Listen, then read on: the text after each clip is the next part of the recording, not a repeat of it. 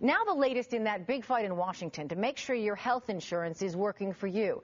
President Obama said today he is willing to add some Republican ideas to his plan, and one of them is to get rid of waste and fraud that's costing all of us millions of dollars.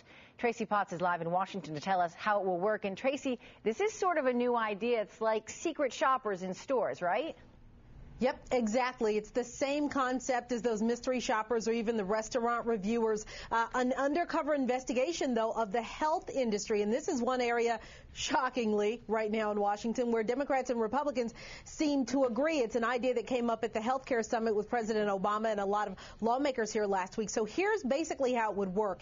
Medical professionals, doctors, nurses, people who are in the field would pose as patients going into doctors' offices, into clinics, into hospitals, specifically places that accept tax dollars, Medicare, Medicaid, and other government programs.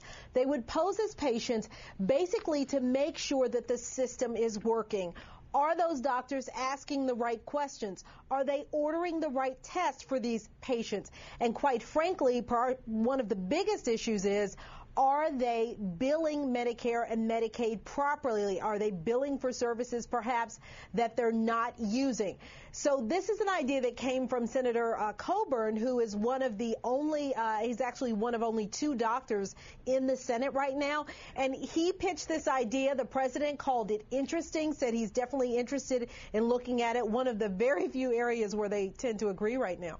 He's a doctor, but what do other doctors think about this idea to have sort of a secret shopper and not them know they're being sort of checked up on? Well, not surprisingly, they're not crazy about the idea. Just last week, on the day of that health summit, we spoke with the head of the American Medical Association, the AMA, and then today I followed up with him specifically to ask him, what do you think about this? Basically, what they're saying is they think it's a waste of time for these doctors and these medical professionals who could be spending that time helping patients to go in and do these undercover investigations. And their big point is they say that there's no evidence that it would be effective. Well, we'll see where this idea goes. Tracy, thanks so much. Sure.